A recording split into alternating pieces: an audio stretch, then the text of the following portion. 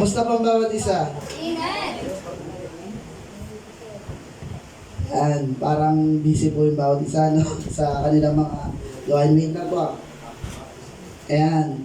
Tunay nga na ano, yung bawat generasyon ng bawat nagpipres dito.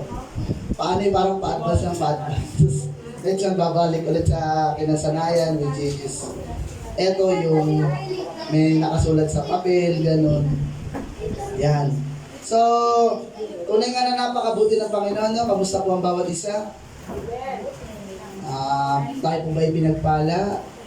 Tayo po ba'y masaya sa kabila ng mga pagsubok ng buhay? At tunay nga na napakabuti ng Panginoon, dapat tayo magalak dahil syempre yung mga pagsubok na yan. Ano lang yan eh, test yan, test natin ng Panginoon yan. No? Para malaman niya kung gaano tayo nagtitiwala sa Kanya. Diba? Minsan kasi, puro tayo, lagi tayo yung nagtitest sa Panginoon, no?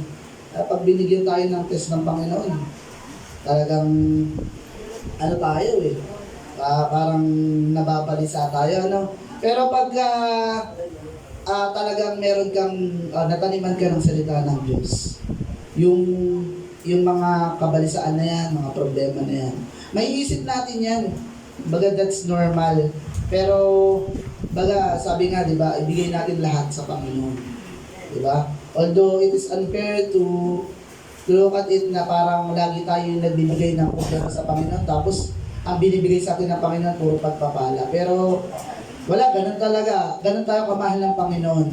Ano? Yung mga bagay na parang hindi talaga natin deserve, pero patuloy na binibigay ng Panginoon. Maski yung buhay na meron tayo ngayon eh. Di ba? Yung araw-araw na binibigay sa atin ng Panginoon, hindi natin deserve yun, pero salamat sa Lord kasi yung pagmamahal niya hindi natatapos, no? Hindi nawawala.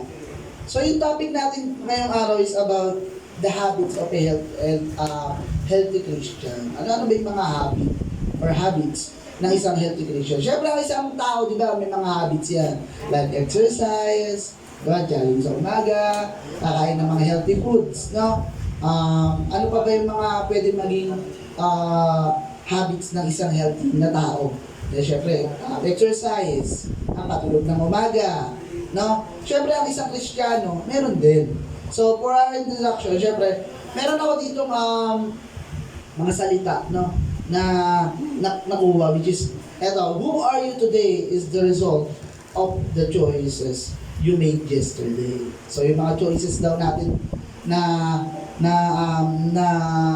made natin or na make natin na desisyon, no, ng mga nakaraang araw, nakaraang panahon, ay ito yung resulta kung ano tayo ngayon. So, kung hindi natin pinili na magpatuloy sa Panginoon, nasan kaya tayo? Siguro, yung iba sa atin, natutulog sa bahay, nagpapahinga. Siyempre, rest day, di ba? Yung iba, nagtatrabaho pa rin. Napaka-unfair nga kasi yung iba, 24/7, trabaho sila eh. Minsan, no? trabaho sila talaga, di ba?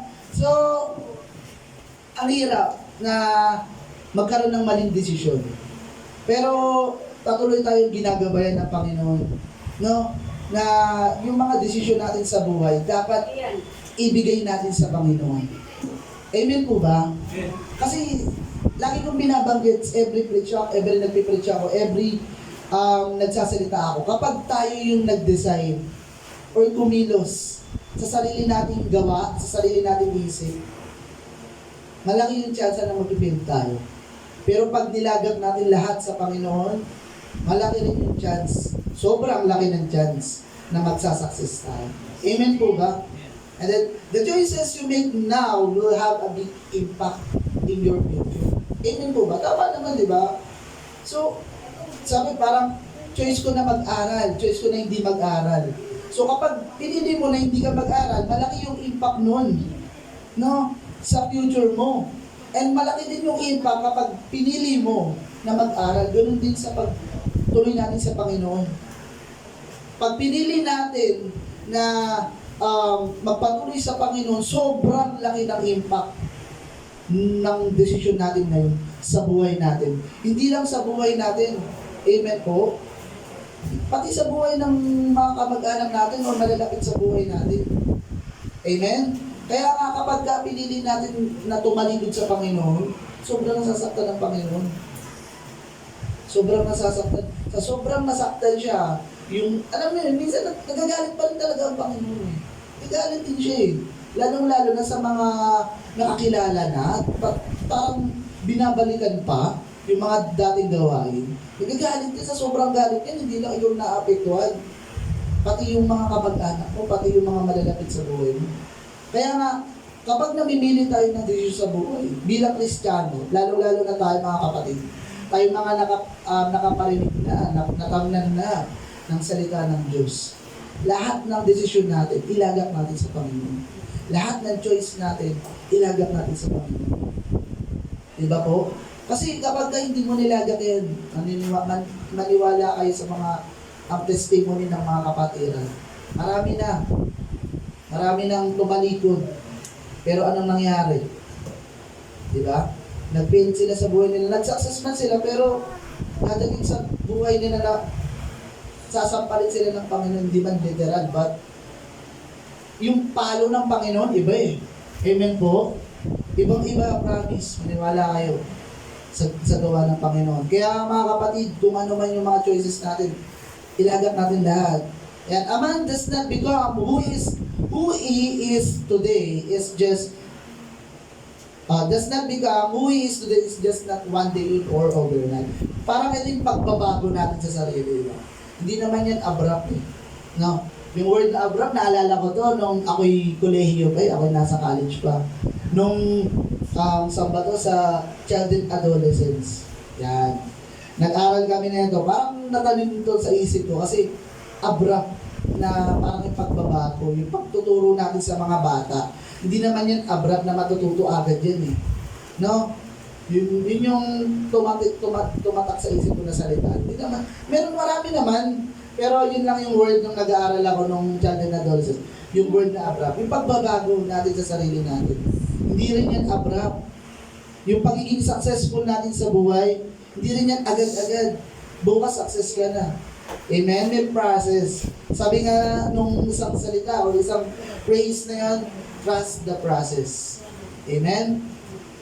Yan, they must have developed habits in order to achieve their goals. Yun. For you to achieve your goal, dapat may habit ka.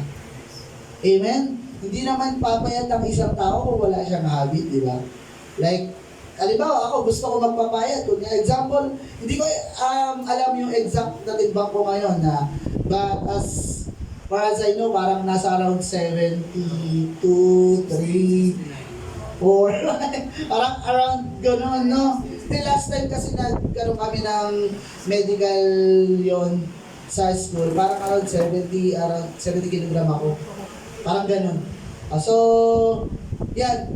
Para mabawasan ako ng timbang, kailangan magkaroon ako ng hobby or ng habit. Para, kasi kapag, di ba sabi nga dito, to be honest, our life decisions are influenced by our habits. Di ba? And habits are patterns of behavior that we develop by repeating them. Yung isang bagay na patuloy mo at paulit-ulit mong ginagawa, ano na nangyayari? Nagiging habit mo na yun. No? So, kung gusto mo magkaroon ma-achieve yung isang goal mo, dapat yung pattern para ma-achieve mo yung goal na yun, paulit-ulit mong gagawin. No? And then, kasi introduction pa lang po tayo, no? Maikli lang to, wag po kayong mag-alala. Kasi introduction pa lang po tayo. And there are some habits that are beneficial. Meron mga nagbibigay sa atin ng benepisyo. Meron din namang nakaka-distract at nakaka-damage. And those habits ang dapat natin iwasan. Amen po? Yung mga habits or hobby na hindi makakatutulong or makatutulong sa atin or sa paglago ng ating pananampalataya, ayun po yung iwasan natin. Lalong-lalo na tayo po yung mga Kristiyano na. Hindi na tayo paulit-ulit nasasabihan na ito yung dapat natin gawin sa pang-araw-araw. Dapat nakatanim na sa isip natin yan. Sabi nga, kapag ikaw ay tunay ng nakakilala sa Panginoon, Hindi ka na dapat palaging pinapainom ng gatas lang. Minsan, kailangan mo ng matigas eh. Hindi po ba ito tinapay. Amen? Kapag sobrang tigas na ng ulo mo, baka bato na makain sa'yo. Amen po? Kaya dapat mag-improve tayo eh. No? Hindi laging malalambot. Okay yung kakainin natin. And healthy and strong Christians also has habits. So, ito yung pag-aaralan natin yan. Developing a habits is challenging, but after you do it frequently, you will get used to it. No? Ang hirap mag-develop ng isang habit or ng isang hobby, lalong-lalo na pag sa pananampalataya. Bakit? Kasi sa tuwing gumagawa tayo ng plano, may plano rin ang kaaway. Sa tuwing gagawa tayo ng pagkilos, kumikilos din ang kaaway. Amen po? Parang nabawasan natin yung mga kabataan natin. Siguro papahinga sa baba. Pero dapat, di ba po, pagkasalita ng Diyos, dapat nandito tayo. Kaya nga meron tayong tinatawag na worship hall, di ba? No? Dapat pagka oras ng salita ng Diyos, nandito tayo, nakikinig ng salita ng Diyos. Ako, simula nung napagalitan ako nung nakaraan na natutulog daw ako sa baba. Pero sa totoo nun, natutulog ko talaga ako. Amen? Kasi, ayun no, parang, parang aircon yung sa baba, tapos sa likod ng aircon ito. Amen po. Pero, yun, dapat pagkasalita ng Diyos, maganda, konti na nga lang tayo, dapat punuin po natin yung mga buwan na yan. Amen? Gusto natin magkaroon ng maraming mananampalataya dito sa bahay-sambahan, pero sa kakaunti natin bilang, hindi natin mapuno. No? Pupunta pa tayo sa baba, para malamig kasi sa baba, maririnig naman, may speaker naman, pero it's not the reason. Amen? We need to be equal here. No? So, makinig tayo dito, tayo makinig tuwing linggo. No? Yan. Ano ba yung mga habits ng healthy Christian? Meron tayong 5. The first one is fellowship.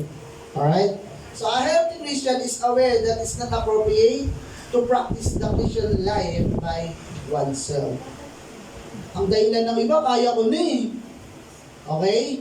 Okay na ako eh. Kahit hindi ako nakikipag-fellowship sa mga kapatiran, nagpipray naman ako. Nag-worship naman ako through my music sa cellphone. Nagdi-devotion naman ako.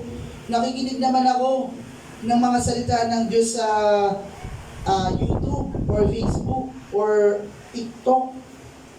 Di ba? Pero hindi sapat yun eh. You need to have a fellowship. Sabi nga dito sa Acts or Gawa.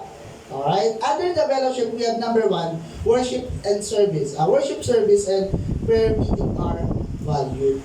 So dapat pinapahalagahan natin yung mga gawain na yan. Actually, etong prayer meeting na to, dun sa napag-aralan namin, is ang inano yung live group. Amen po. Pero since hindi natin yun, ang binalit ko ito is prayer meeting and overnight prayer meeting. No? Basahin po natin sa Acts chapter 2, verse 46 to 47. Gawa po. Gawa chapter 2, verse 46 to 47. Sabi dito, araw-araw silang nagkakatipon sa templo at nagpipira-piraso ng tinapay sa kanilang mga tahanan na masaya at may malinis na kalooban. Nagpupuri sila sa Diyos at pinalulugdan sila ng lahat ng tao at bawat araw ay dinaragdag sa kanila ng Panginoon ang mga inililigtas nila. Basahin ko lang po sa English. Every day, they continue to meet together in the temple. The temple guards, they broke bread in their homes and ate together with glad and sincere hearts, praising the God and enjoying favor of all the people, and the Lord added to their numbers daily those who were being saved. Amen? Tapos ikaw dadahilan mo, busy ka. Idadahilan mo, kaya ko na. Yung mga disciple nga ni Jesus Christ, oh, di ba? Araw-araw silang nagtitipon-tipon. Di ba? Para dun sa fellowship. Okay? Give value in attending the worship service or prayer meeting and overnight prayer meeting because this is God wants you to do. Ito yung gustong gawin mo. Gawin ng Panginoon na gawin mo. Ito yung gustong ng Panginoon na gawin mo. Amen? Yung umattend ka sa mga fellowship. Linggo na nga lang eh. Di ba? Linggo na nga lang yung aatinan mo eh. Sige, okay lang kahit Sabado, tanggap naman namin eh. Kasi may mga trabaho talaga na Monday to Saturday. Pero yung linggo, di ba, grabe naman ang unfair naman natin sa Panginoon nun. Di ba? Sasabihin mo, nagpe-prayer naman po ako, nagdi-devotion naman po ako. Hindi po sapat yun eh. Although, okay yun. Hindi ko naman dinidiscredit yung mga bagay na yun, pero ang unfair lang sa Panginoon ng mga bagay na yun. Napapansin niyo po ba yun? Hindi po ba kayo na-unfairan doon? Siguro yung iba okay lang. Maintindihan naman ako ng Lord. Paano kung pag napuno ng Panginoon sa'yo? Amen? Paano pag sinabi ng Lord kapag lumapit ka, anak, busy ako eh. May trabaho ako. Kailangan kong pagpalain to kasi eto, binibigyan ako ng oras. Paano pag ganunin tayo ng Panginoon? Amen? Di ba? Lalo-lalo na kapag under tayo ng isang group of people na parang, alam mo yun, dati ang saya-saya nyo. Tapos dati, sabi-sabi mo pa, kahit anong mangyari, sige lang, magsisimba ako, bibigyan ko ng oras, maghahanap ako ng time para sa Panginoon. Ano na nangyayari ngayon? Sabado, wala ka. Linggo, wala ka pa rin. Anong klase Kristiyano yan? Di ba? Ang unfair nyo. Ang unfair nyo sa Panginoon. Ang unfair natin sa Panginoon. Di ba? These two are equally significant. Neither is more vital than the other, but parehas importante. Hindi naman pwedeng umaattend ako ng prayer meeting, okay na yun. Hindi na ako attend ng Sunday service. Umaattend ako ng Sunday service, okay na yun. Bigyan natin parehas ng pagpapahalaga. Pahalagaan natin parehas ng gawain. Amen po ba? Yun na nga lang yung araw eh. Wala, inalis na nga ni Pastor yung weekdays ba yun? Midweek, sorry. Midweek. Sabi nga ni Pastor nung meeting namin last week, sabi niya, gusto nyo, balik na natin, dinulong niya na sa gusto mo, balik na natin yung midweek eh. Kakayanin kaya nila yun? O, yun nga ang tanong, kakayanin ba natin yun? Di ba? Magalak nga tayo, meron tayong prayer meeting. May overnight prayer meeting pang mga kabataan. Paano yung ibang simbahan? Na linggo na lang. Di ba? Tapos, di ba, ang dahil activity dito sa bahay-sambahan na we fellowship each other eh. Pero hindi natin pinapahalagaan. Kailangan maging balance tayo sa buhay. Sabi dito, it needs to be balanced in your life. Attending to this fellowship has great benefits to your further growth as a Christian. Di ba ito makakapag-beneficyo sa atin kapag ginawa natin itong hobby? Amen po? Hindi ba? Magkakaroon tayo ng beneficyo dito. Hindi daw. Amen, o. Balik ka na sa YouTube, ha? Shoutout ka, bro. Amen. So, di ba? May beneficyo, eh. Nagtatrabaho nga tayo, tapos nagbibigay tayo ng effort, napupuyan tayo, halos wala na tayong tulog, tapos yung Sunday service, yung prayer meeting na ilang oras lang ang gustong ibigay, ang hiningi ng Panginoon. Sabihin natin, let's say, 9:30. Minsan pa nga, di ba? 10 pa nga nagsisimula, pero 9:30 madalas, 9:30 to, minsan pag natatapos, 11:30. 2 oras lang yun. Kumpara sa isang 7-6 na araw, I mean, di ba, hanggang 6 na araw na binibigay mo para sa trabaho mo, na pinapagod ka lang ng mundo, Nakakapagod eh. Di ba? Kaya nga meron mga fellowship eh. Merong mga prayer meeting. Kasi doon tayo nagpapalakasan. Sabi dito sa pangalawa, encourage one another. Fellowship gives, yun nga, encourage one another. Hindi lang tayo nagpe-fellowship dito kasi yun yung sabi ni Pastor. Hindi lang tayo nagpe-fellowship dito kasi yun yung sabi mo ano eh, yun yung program eh. Hindi, may prayer meeting, sabi may prayer meeting daw eh. Hindi lang po yun. Kaya tayo nagkakaroon ng fellowship kasi nga, na-encourage natin yung bawat isa. Sabi po sa Hebrew, chapter 10, wala po akong main verse, but eto, the whole topic is about the habits of a healthy Christian. Hebrew. Nag-improve na po talaga yung mga ano yun, no? Manggagawa. Si Pastor, ano siya, tradition na siya, meron siya hawak na Biblia. Sensya na po Mabagal po kasi ako pag sa Bible eh. Tapos parang medyo na ano na yung aking mata. Yan. Sabi dito, wag natin kaligtaan ang pagdalo sa ating mga pagtitipon.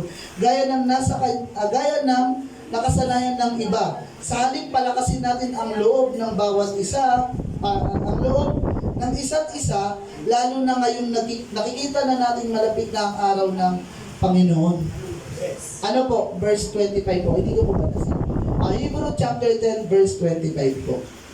Amen po. We must not quit meeting together as some are doing. No, we need to keep on encouraging each other. This becomes more and more important as you see the day getting closer, sabi po sa English. Nakikita na natin, nararamdaman na nga natin yung pagbabalik ng Panginoon eh. Tapos chilling ka pa dyan pag Sunday. Sabi mo, may trabaho po ako eh. Kailangan ko po magtrabaho eh. Ano yun? Natamnan ka na magsalita ng Diyos eh. Alam mo na yung responsibilidad mo bilang Kristiyano. Uulit-ulitin pa ba sa yung sasabihin? Hello? 10 years? 5 years ka na sa service? I mean dito sa pagiging Kristiyano? Araw-araw? Kasabihin? Linggo-linggo? Kasabihin sa iyo yun? Diba? Di ka ba nagigilty nun sa ginagawa? Ako, praise the Lord. Kasi meron talagang pero syempre di naman yun yung inaasa ko. May tumatapik sa akin talaga na mga tao, may ginagamit ang Panginoon na mga tao, na-encourage ako. No? Na-encourage ako. Kaya nga, yung mga kapatiran natin yan, kapag prayer meeting, kapag Sunday service, natutuwa kahit sabihin mo parang nakikita ako pagod. Pero natutuwa ako kasi nag-uusap-usap sila after ng prayer meeting, after ng Sunday service eh. Hindi ba kayo nagagalak doon? Di ba? Nakikita niyo yung pagbabago. Bro, ako na ngayon. Parang nakaraan lang. Pagod na pagod ka. Siguro may ginawa ang Panginoon ngayong linggo mo. Bakit parang ang blooming mo ng araw? Di ba? So as a Christian, we should not only be attending those services. We should also participate to strengthen each other. Hindi lang tayo nag-a-attend. Hindi lang tayo simbawi. Hindi lang dapat maging kalakasan tayo ng bawat isa. Sa pamamagitan ng pagdalo natin. Amen po?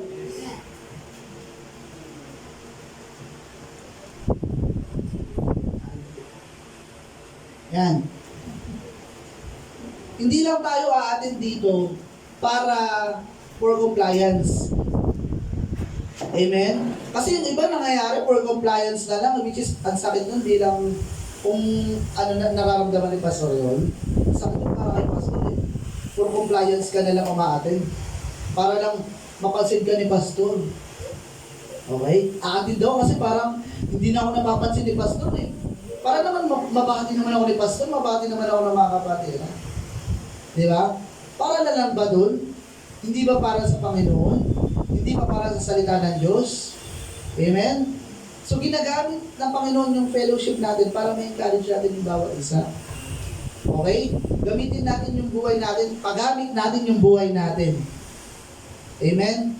Huwag natin tayong maging stagnant na parang simba na lang, tapos magsimba, makikinig, uwi na, after no. Amen? So, let's participate in interceding, helping, encouraging to the other fellow brothers and sisters in the church. Hindi lang tayo pag-attend natin, pagkatapos uwi na, paano kung kailangan palang i-encourage ni brother, ni sister?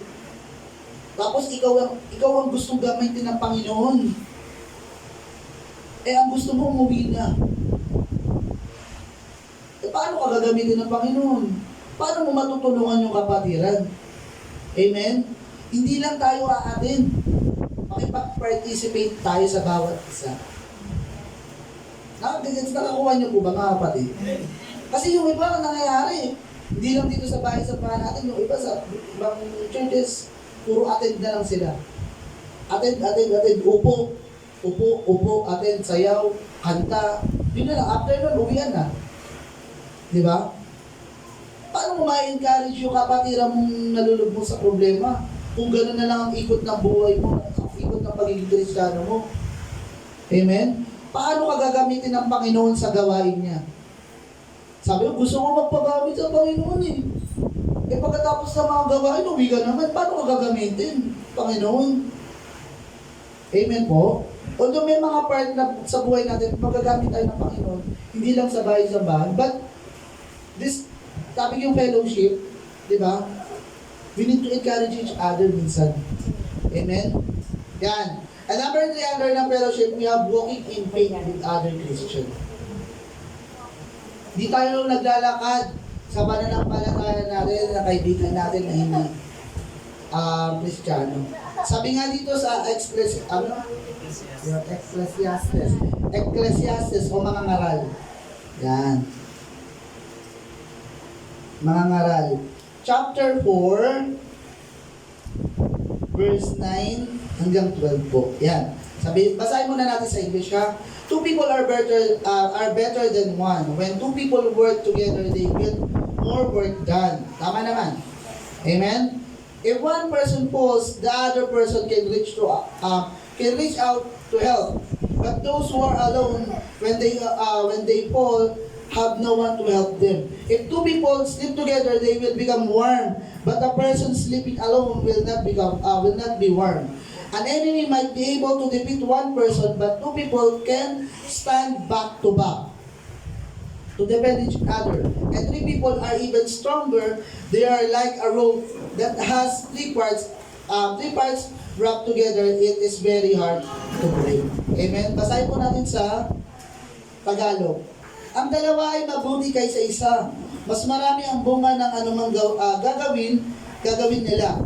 Kapag nabuwal ang isa, ay tatayo siya ng kanyang kasama. Kawawa ang nag-iisa sapagkat walang tutulong sa kanya kapag siya ay nabuwal. Kung malamig ang panahon, maaari silang magtabi sa higaan upang parehong mainitan. Ngunit saan siya kukuha ng init kung nag-iisa siya? Kung ang nag-iisa ay maaaring magtagumpay laban sa isa, yan. Lalo na ang dalawa. Ang lubid na may tatlong pilipit na hibla ay hindi agad malalagot. O, tama. Amen. Amen? Kaya importante ang fellowship.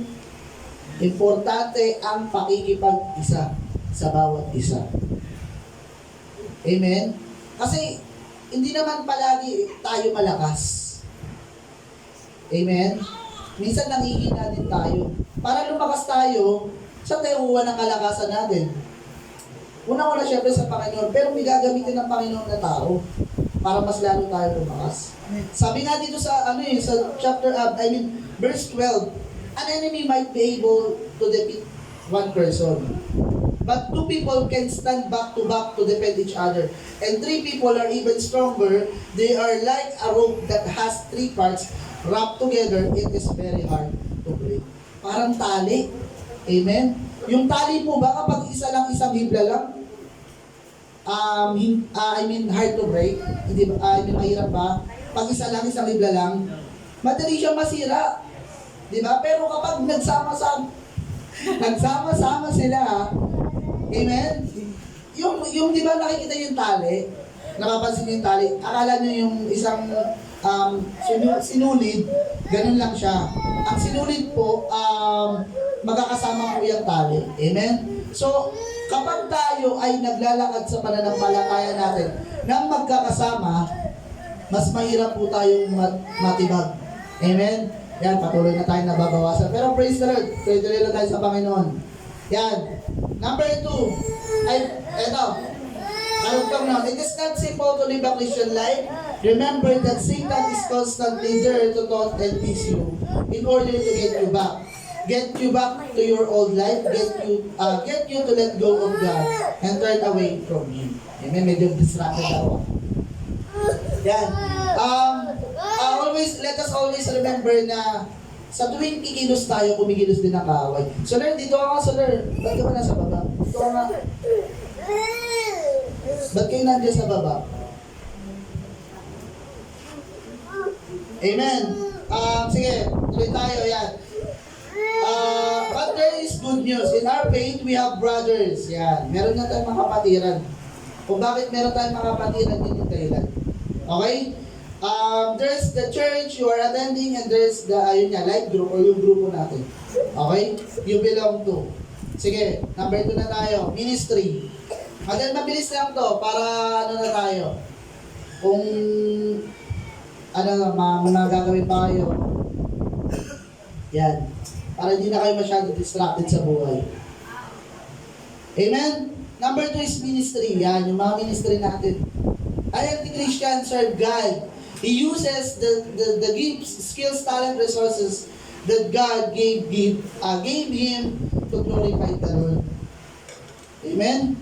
Ano yung gamit ng gift na binigay sa iyo ng Lord kung hindi mo ipapagamit yung buhay mo? Kung puro ka lang galing ka dito, galing ka dyan, tapos di mo naman pinapagamit yung buhay mo sa Lord. Galing-galingan ka lang. Amen? Number 1, under ng ministry, the Lord give us all gift. Lahat tayo, merong regalo sa Panginoon. Sino bang wala? Sino wala? Lahat meron. Amen? Sabi sa Romans chapter 12, verse 6. Sige, basahin po natin. Parang distracted kayo, ewan ko kung bakit eh. Sige.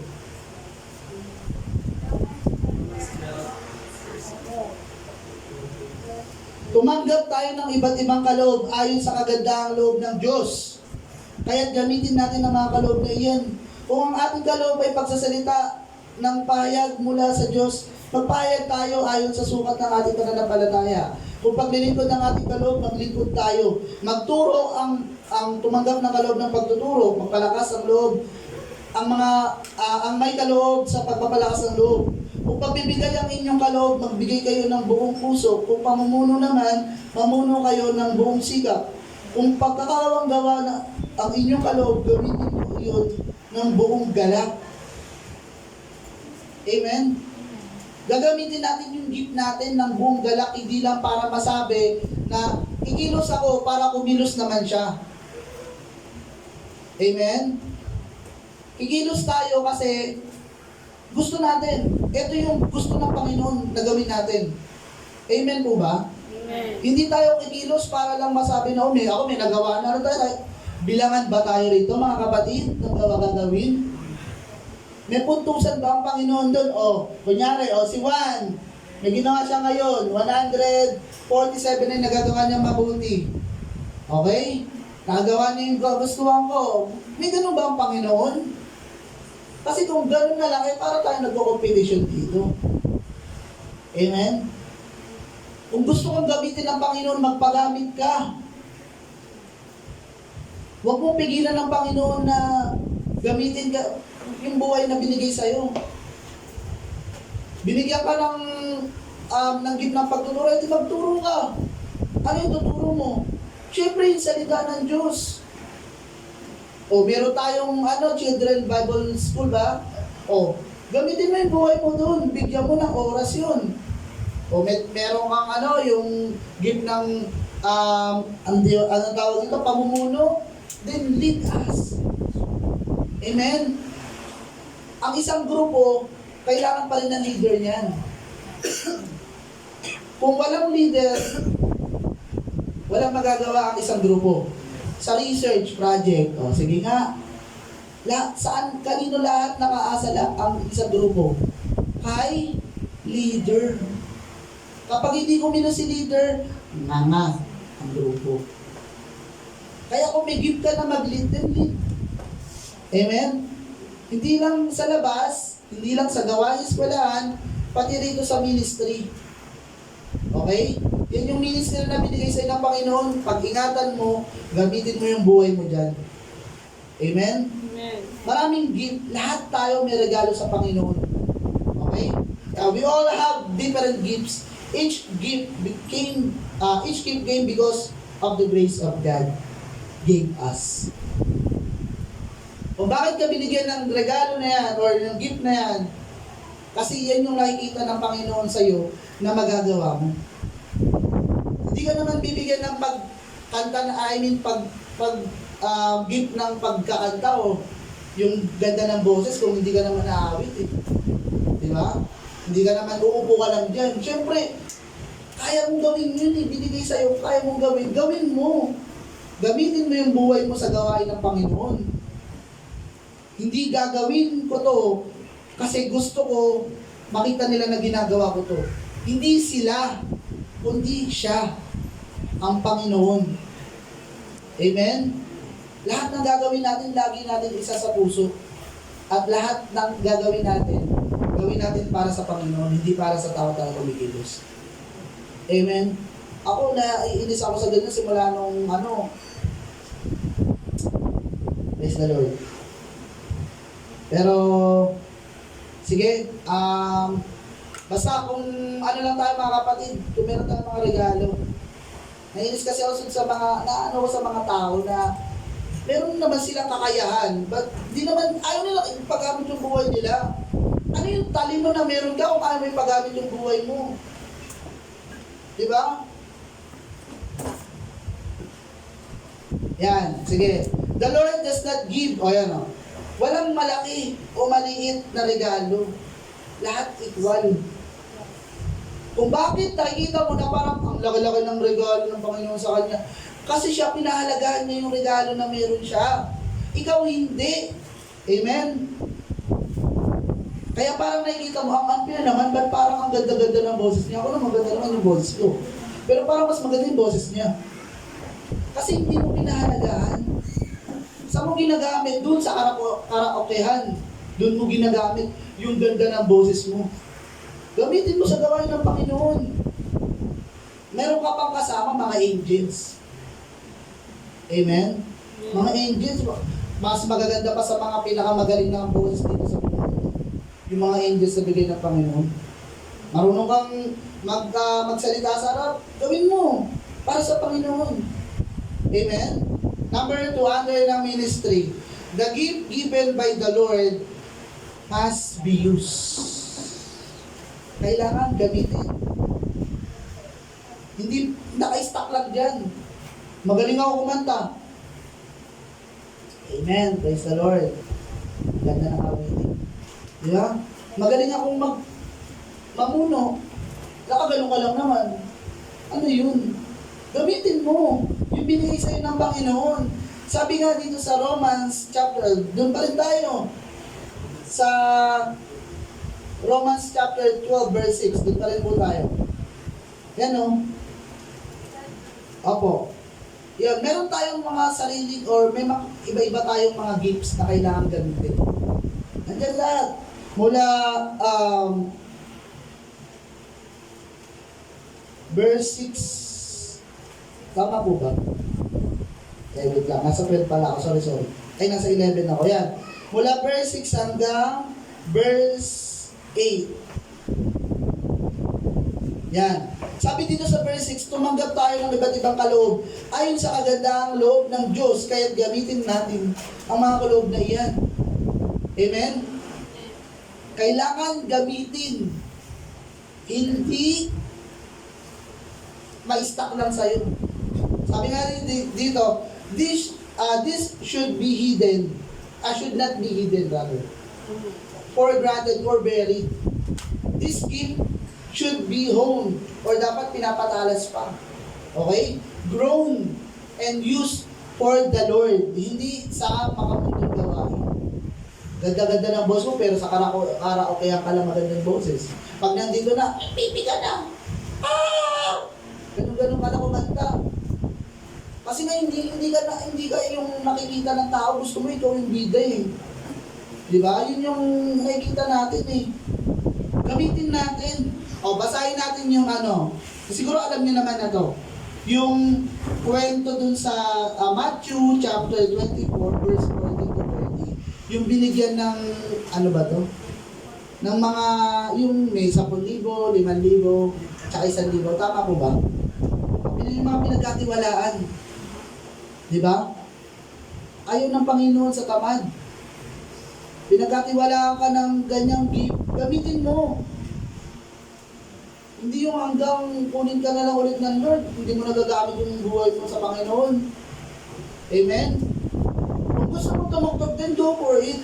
Kasi para naman sa glory ng Lord yun eh. Hindi naman para sa ikasisigat mo. Amen? Number 3, the gift is used for others. Yung mga regalo natin, yan. Diba sabi nga dito, kung, wait na ba? Kung paglilingkod, yan sa verse 7, Romans chapter 12, verse 7, kung paglilingkod ng ating kaloob, maglingkod tayo, magturo ang mga tumanggap ng kaloob ng pagtuturo. Sino tuturuan? Diba? Mga bata, mga matatanda, ibang tao. Amen? Sabi sa 1 Peter, chapter 4, verse 10. Bilang mabubuting katiwala ng iba't ibang kaloob ng Diyos, gamitin ninyo sa kapakinabangan ang lahat ng kakayahang tinanggap ng bawat isa sa inyo. Gamitin saan? Sa kapakinabangan. Amen? Each of you has a good manager must use the gift that God has given you to serve others. Amen? The gift we have is not only for our benefits, hindi lang para sa atin yun. Amen? Siyempre para din sa kapwa natin.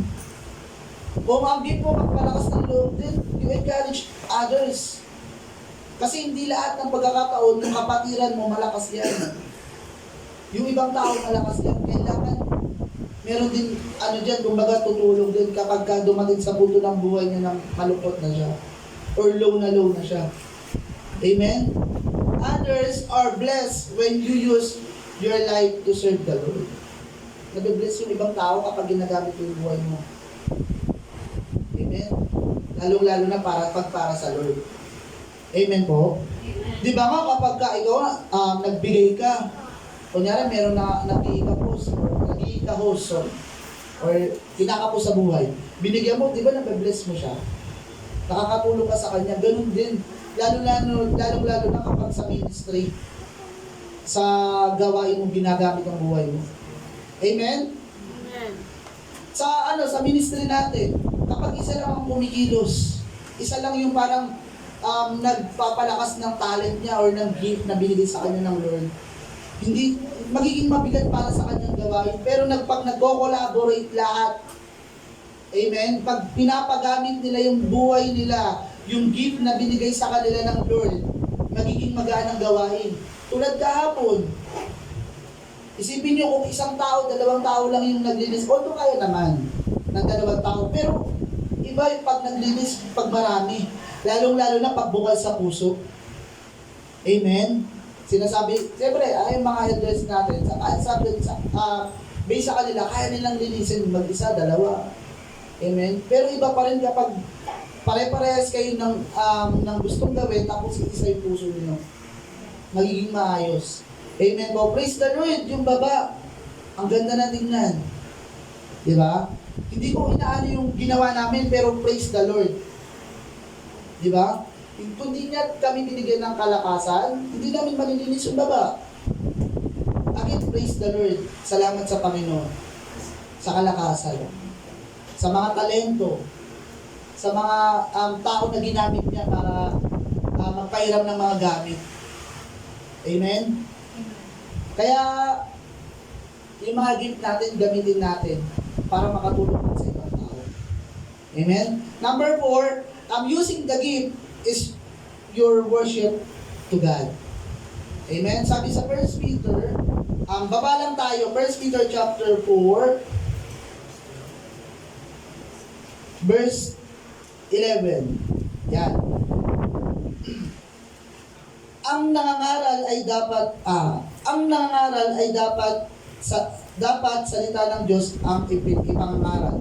Ang naglilingkod ay dapat maglingkod gamit ang lakas ng kalooban sa iyo ng Diyos. Upang sa lahat ng bagay, siya'y papupurihan sa pamamagitan ni Jesucristo, sa kanyang kapangyarihan at karangalan magpakailanman. Amen? The main reason kung bakit nandyan ka, or kung bakit may ministry ka, para i-glorify ang Lord. The main reason kung bakit ka may gift, para i-glorify ang Lord. Hindi para maging sikat.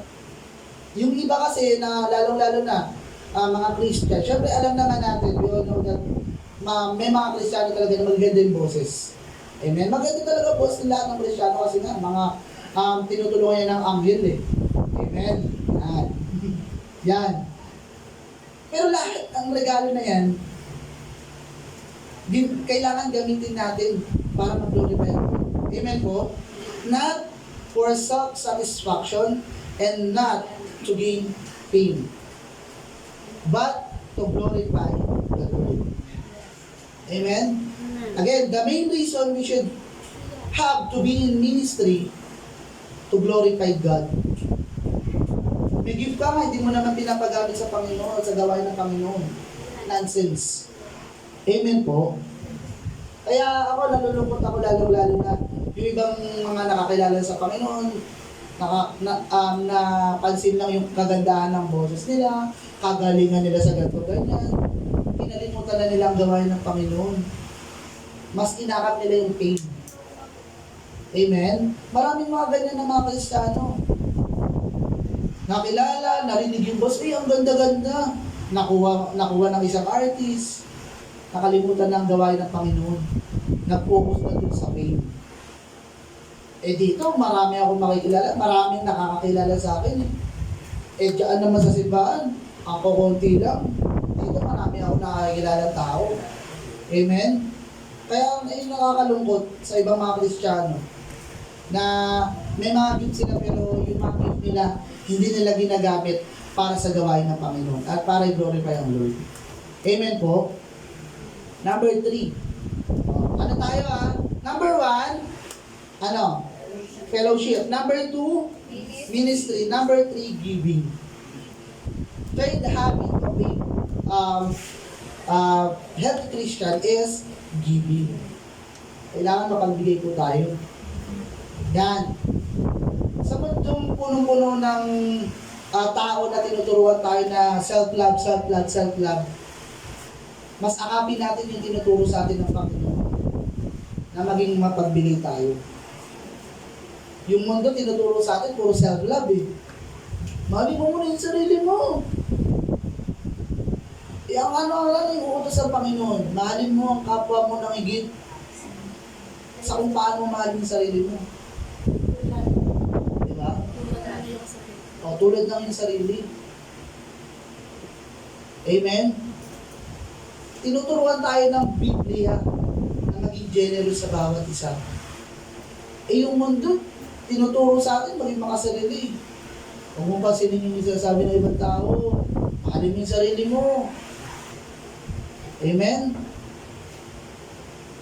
Diba? I am a Christian as a generous and helpful heart.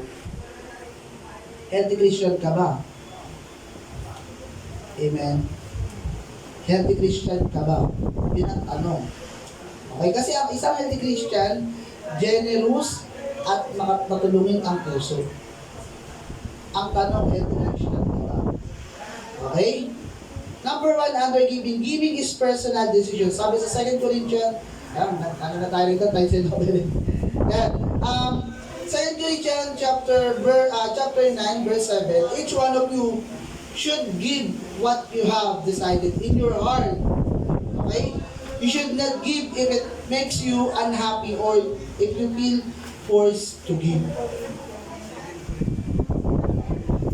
Kung sa sarili mo, napapansin mo na parang magbibigay ka kasi napipilitan ka, huwag ka naman magbigay. Kung sa sarili mo, magbibigay ka kasi yun yung utos, inutusan ka na magbigay. Inutusan ka ng ate mo na magbigay, inutusan ka ng papa mo, mama mo na magbigay dun sa gawain ng Panginoon, huwag ka na magbigay. Ginagawa mo na lang pagbibigay for compliance. Hindi na galing sa puso. Lagi ko sinasabi din dito, pag magbibigay tayo, lalo-lalo na sa gawain ng Panginoon, lagi nyo munang tignan yung puso nyo. Not literally pero yung naman ng puso. When you offer to the Lord your tithes and offering, it should not be forced, but it should come from your heart. The same holds true when you give to the others. Kapag nagbibigay ka sa ibang tao, dapat bukal din sa puso. Hindi lang for the vlog. Diba? Yung mga vloggeries, ganyan eh. Diba? Agaan ako, o videoan mo ako, magbibigay ako sa kawawang to, sa kulubin na to. Videoan mo, dahil naka-video yan ha. Dapat mabuti ako dyan. Video ko yan eh. Amen? Dapat hindi ganun. Huwag natin gayahin yung mga yan for content. Huwag ganun. Dapat bukal sa puso yung pagbibigay. Magbibigay ako kasi wala, gusto ko kasi parang nagagalak yung puso ko eh. Nagagalak yung puso ko kasi yung mga kabataan na to, patuloy nilang ginagamit yung buhay nila sa gawain ng Panginoon. Magbibigay ako. Nilibre ko itong mga to. Hindi mo mamaya Opo. Amen. Kasi may mga ganun mga Kristiyano. Ako nagagalak ako. Hindi dahil nalilibre ako but meron silang puso ng pagbibigay. Amen. Nakakatuwa at nakaka-bless yung mga Kristiyano ngayon. At the same time, nakaka-inspire. Diba? Ginagamit ng Panginoon yung ibang tao para ma-inspire ka magbigay. Ano pang idadahilan mo? Pinapaligiran ka na ng ginagamit ng Panginoon. Ano pang idadahilan mo? Diba?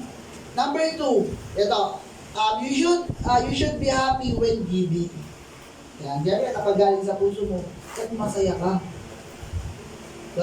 Pagka galing sa puso, automatic masaya yun. Diba? God's love those who are happy to give.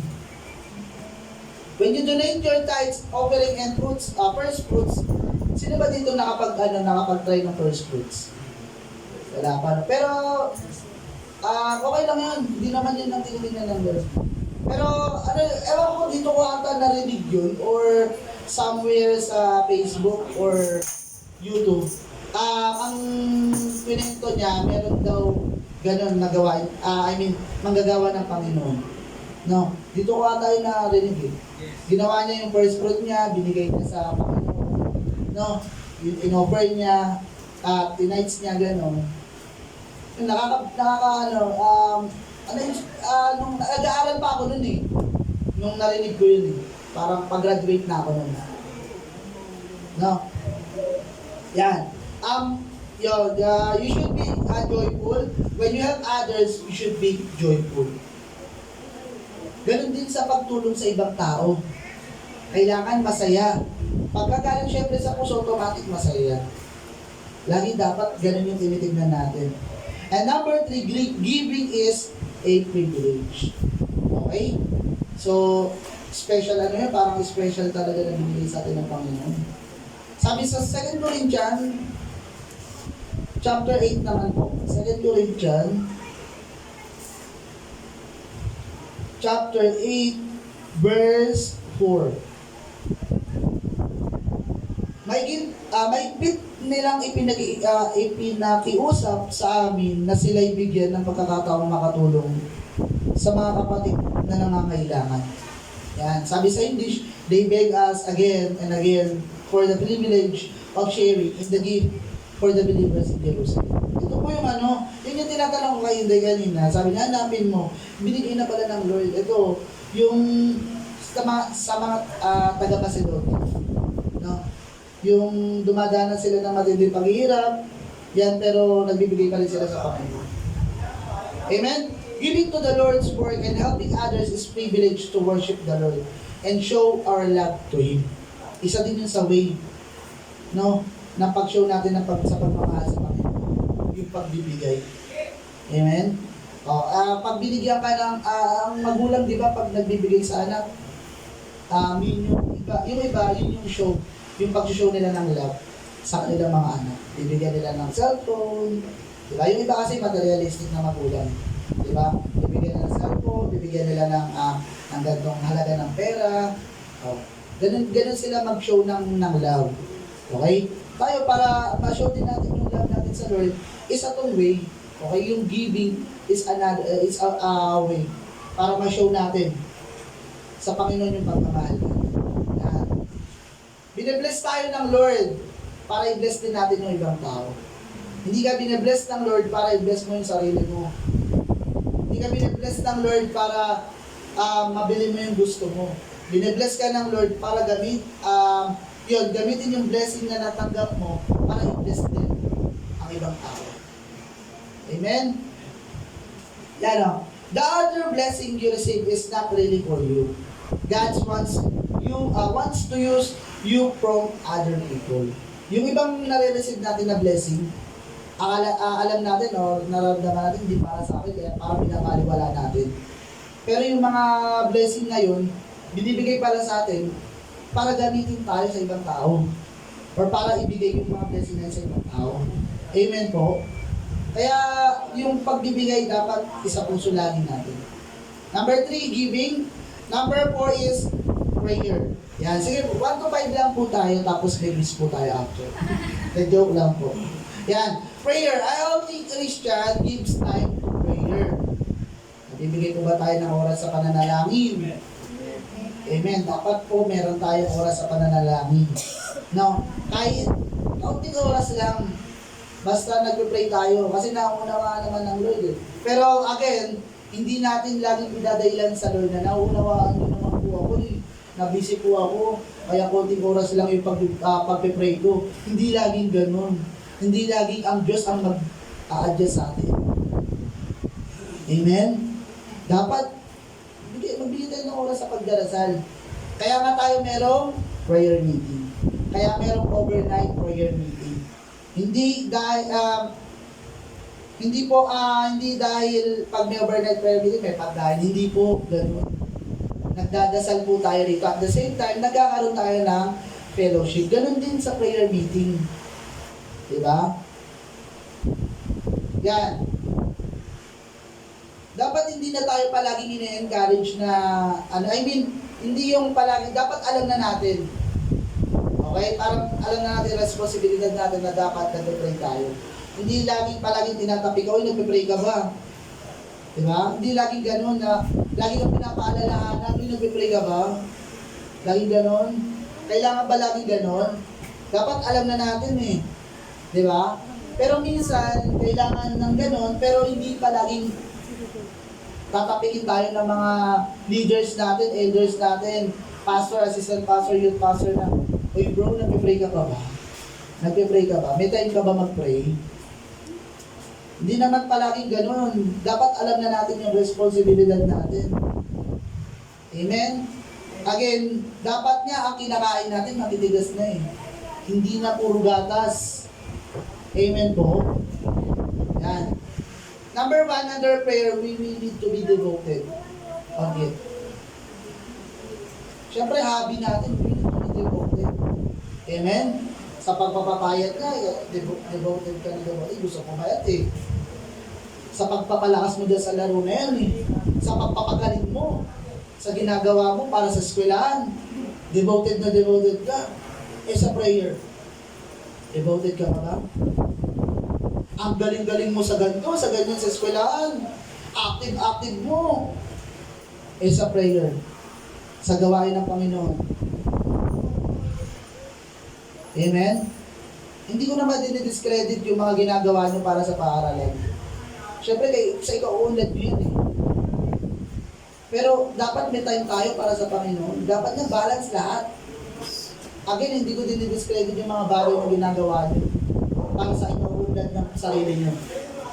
Pero hindi naman lagi ang Panginoon ang mag-a-adjust sa atin. Lagi na lang ba ang Panginoon ang mag-a-adjust sa atin? Diba? Hindi ba kayo nalulungkot doon? Sabi sa Colossians or Colossas, sige lang po, okay lang po matulog. Sanay naman po ako tulugan ng mga estudyante ko. Ganyan din po ginagawa sa akin ng estudyante ko, mga kapatid. Sanay na po ako, wag po kayo mag-alala. Sabi po rito sa Colossas is maging matyaga kayo sa pananalangin. Laging handa at nagpapasalamat sa Diyos. Amen? We need to be persistent and devoted to our prayer. Ay, sorry po. Chapter 4, verse 2. Colossians, chapter 4, verse 2. Sorry po Yan, you should pray every day. Okay? Gets naman natin na pagod tayo maghapon, pagod tayo sa ginagawa natin sa pag-aaral, sa trabaho, pero bigyan natin ng oras ang pagdarasal. Ano ba naman yung 5 minutes? Minsan nga, di pa umabot ng 5 minutes eh. 2 minutes pa lang, may tulog ka na. Diba? Dapat bigyan natin ng oras ka. 5 minutes, 10 minutes, sige, okay lang. Ang importante, binibigyan mo ng oras ang Panginoon sa buhay mo. Sa simpleng pagdarasal, pagbibigay na yun ng oras para sa Panginoon. Amen po? Dedicate a time for a prayer. Yan, dapat may oras. Kung may oras ka para sa pag-aaral, sa ginagawa mo sa paaralan, ginagawa mo sa trabaho, dapat may oras ka rin para sa pagdarasal. Amen? Ang problema, puro na lang tayo dun para sa school, para sa trabaho. Nakakalimutan na natin yung para dito sa bahay sa bahay. Amen po? Dapat kung paano natin binibigyan ng prioridad ang mga ginagawa natin sa labas, ganun din dapat tayo rito sa gawain sa bahay sa bahay. Dapat nga mas priority natin ito eh. Amen? Again, ulit ko sasabihin, hindi ko naman dinadiscredit yung gusto nyo pag-improve sa sarili nyo. Good yun para sa inyo. Pero kamusta naman ang para sa Panginoon? Amen? Puro na lang ba kayo lagi ang mag-i-improve? Paano naman yung para sa gawain ng Panginoon? Puro na lang ba kayo lagi yung aangat? Ano naman ang gawain ng Panginoon? Aangat na lang ng building? Susunod po, third floor na po tayo. Ayun lang ba yung pag-angat na gusto natin? E paano naman yung buhay Kristiyano natin? Yung dapat natin gawin dito sa mundo. Amen? Be alert. Yan. Dapat pag-remember tayo, dapat alerto tayo. Sabi nga doon, yan o, matyaga pa na laging handa at nagpapasalamat sa Diyos. Doon pa rin po tayo sa chapter 4 verse ng Colossas. Yan. Ang buhay Kristiyano, hindi lagi maganda. Minsan dadaan tayo sa pagsubok. Okay? Pero dapat maging alerto tayo kahit dumadaan tayo sa pagsubok. Hindi lang po kahit dumadaan tayo sa pagsubok, puro pagsubok na lang ang buhay. Wala na, vulnerable ka na sa lahat. Dapat hindi. Regardless kung mahirap yung pagsubok mo o madali, dapat alerto ka pa rin. Amen? You should be vigilant in your prayers. You should always be alert. Lalo-lalo na pag nagdadasal tayo sa gabi, maraming distraction. Lalo-lalo na pag pagod tayo, yan, number 1 distraction. Kaya dapat maging alert tayo. Kaya nga alam niyo mga kapatid, dito yun, alam ko si Tita Jenata nagsabi. Sabi niya, pag alam mong nararamdaman mo inaantok ka na, mag-pray ka na. Para mamaya, pag alam mo mamaya antokin ka na, or yung oras ng tulog mo is, halimbawa 10 o'clock ng gabi, doon ba alam mo sa sarili mo, antokin ka na, mga 9 dapat nagpe-pray ka na. Para mamaya matulog ka. Amen? Good ano ba yun? Good habit ba yun? Good habits ba yun na dapat ka? Good yun. Diba? Kaysa mamaya, makikipaglaban ka. Hindi, ang kalaban mo na, antok mo. Amen? Pag halimbawa, alam mo sa sarili mo na mga nagdaang araw, bandang alas 10, alas 11, 10:30, 9:30, inaantok ka na, advancean mo. Okay lang naman yun, advance. Kaysa mamaya makipaglaban ka sa antok mo. Amen? Lalabanan mo, Lord. Tapos gigising ka alas 3, alas 2. Nagpapalahat ako kanina. Yeah? Okay lang naman. Minsan talaga nakakalimot tayo, pero wag palagi. Amen? Bigyan natin ng oras. Mag-pray ka na lang. Hindi mo na kalaban ang kaaway, kalaban mo na yung antok mo. Amen? Dalawa na kalaban mo. Dalawa mo na kalaban. Kaya nga dapat, alam mo, ganito yung oras ng tulog mo. Ahead of that, mag-pray ka na like 15 minutes before. Para pag nakakaramdam ka na parang, relax na ako ngayon. Ganyan, matutulog na lang ako.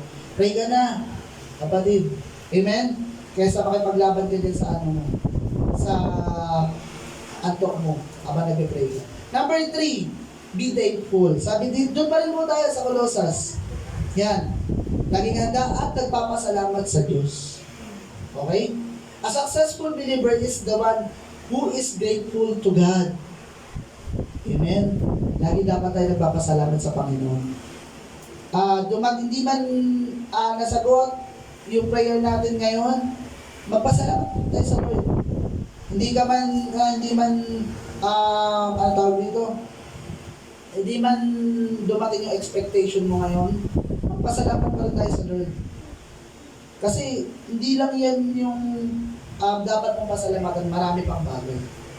Amen? Pati yung pag-isip ko sa umaga, dapat una yan. Yun pa lang, dapat nagpapasalamat na tayo sa Lord. Simpleng pagsabi ng thank you, Lord. Sa umaga, magaganap na ang Panginoon. Amen? So, prayer, number 4. And number 5 is Bible reading. Yan. An athlete who is serious about winning a fight, it's right. Gusto mong manalo, mag-practice ka, kumain ka ng tama. Gusto mong mag-win ng soul, syempre magpasama na ng Biblia. Tsaka mo i-share. Okay? A soldier who wants to win the war is always ready with weapons. Paano ka sasabak sa pag-share ng Word of God kung ikaw mismo hindi na-equip? Amen? Dapat nagbabasa po tayo ng Biblia. Palagi. Amen? And likewise, a Christian who wants to be healthy should be serious about the habit of reading the Bible. Sige po. Yan. Dapat, sa panahon ngayon, dapat ito, lagi na kayo nagbabasa ng Bible. Kasi na tayo natamnan na tayo ng salita ng Diyos. Hindi naman ngayon lang ito naturo, matagal na itong naituro. Amen? Sa ano pa lang yan, bata pa lang tayo, BBS pa lang. Tinuturo na yung pagbabasa ng Biblia. Hindi na dapat linggo-linggo tinuturo yan, na dapat pagbabasa ka ng Biblia. Alam mo na dapat yan. Okay? Sabi nga dito, you don't have to be constantly scolded by your leader every day. Hindi ka nagbabasa ng Biblia. Dapat matik na yan. Nasa utak mo na yan. Okay? There are some benefits of reading the Bible regularly. Number 1, it teaches us to be successful. Sabi dito sa Joshua chapter 1 verse 8. Boss baby. Tatagano. Dito po. Joshua chapter 1 verse 8. Sabi dito, huwag mong kaligtaan, basahin ang aklat ng kautusan, pagbulay-bulayan mo iyon araw at gabi upang matupad mo ang lahat ng nakasaad doon. Sa ganoon, magiging masagana at matagumpay ang iyong pamumuhay. Tandaan mo, babako tayo, tandaan mo ang mga bilin ko, yan, magpakatatag ka at lakasan mo ang iyong loob. Huwag kang matakot o mawala ng pag-asa sapagkat akong si Yahweh na iyong Diyos ay kasama mo saan ka man magpunta. Ano ba tinuturo sa atin ng Biblia? Masama ba? Mabuti.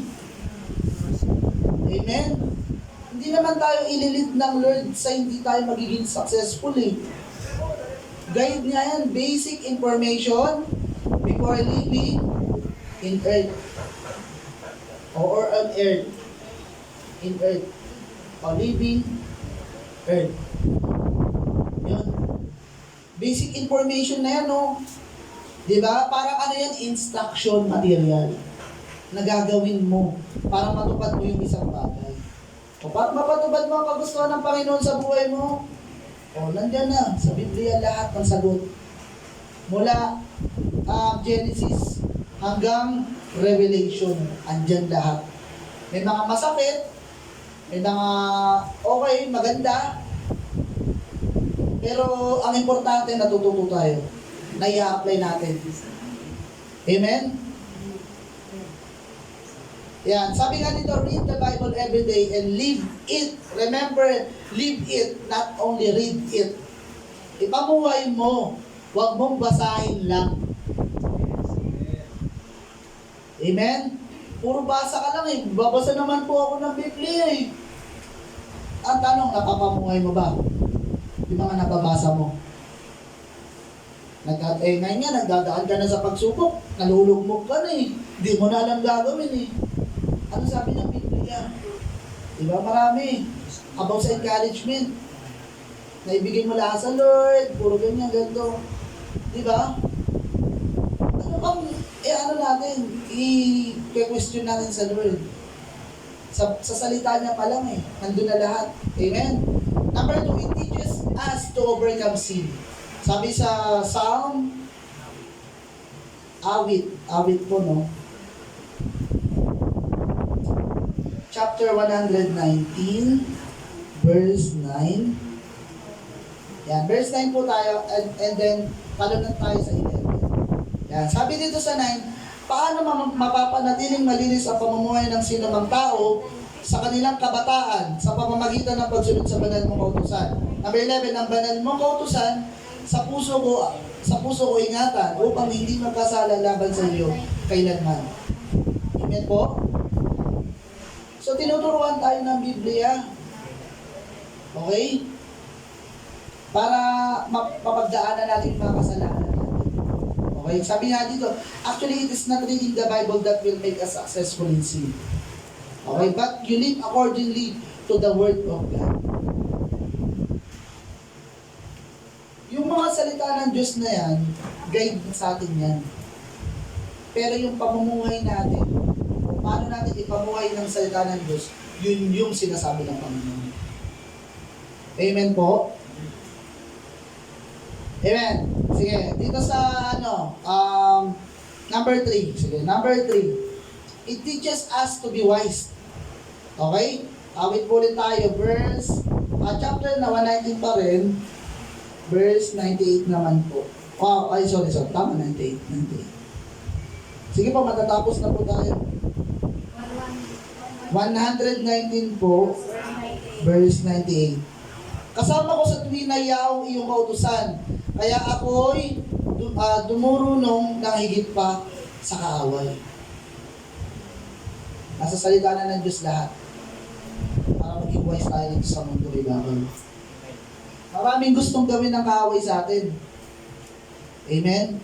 Pero kapag meron tayong, or natamnan tayo ng Word of God, magiging mas matalino tayo kaysa sa kaaway. God's words will teach us to be wise or to have wisdom. Wisdom, not just knowledge.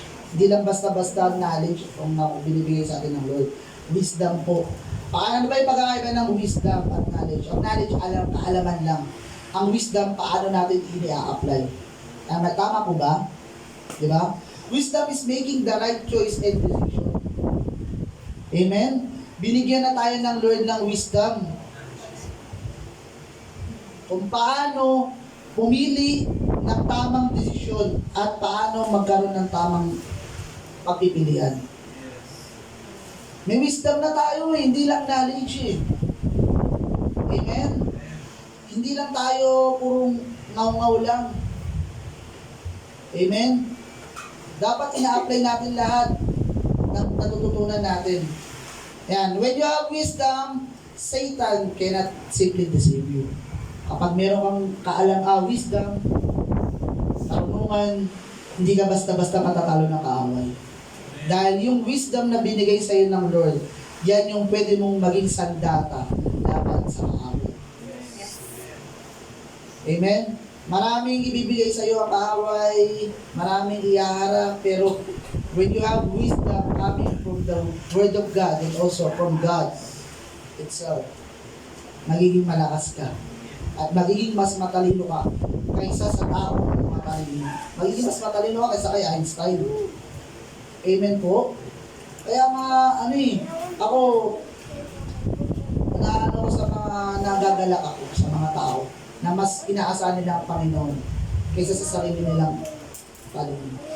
Amen? May sarili nga kang talino, pero yung talino mo naman galing dito sa mundo. Nonsense. Maalam ka lang sa ganito, maalam ka lang sa ganyan. Pero yun ba kagustuhan ng Panginoon na malaman mo? Amen? Yun ba ang gusto ng Panginoon para sa iyo? Para sa utak mo? Para sa kaalaman mo? Lagi mong tatanungin yun, ito ba ang gusto ng Panginoon para sa akin?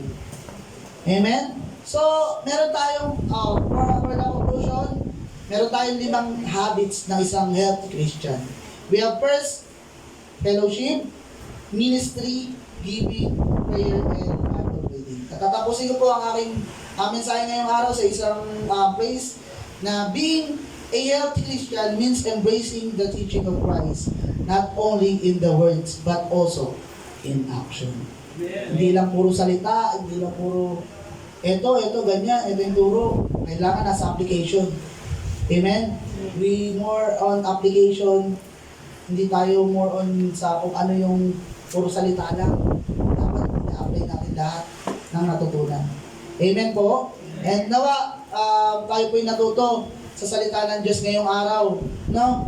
Kahit na medyo, ako po kasi mga kapatid, aminado po ako'y distracted sa maliit na bagay lang. Pasensya na po kayo ha.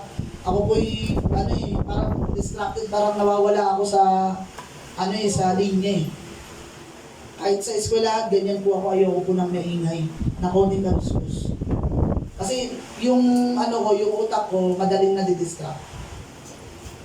Amen? Kaya pagpasensyahan nyo na po kung medyo ko kanina. Pero praise the Lord, may natutunan po ba ang bawat isa? Amen! At sana yung 5 yun maging habit natin.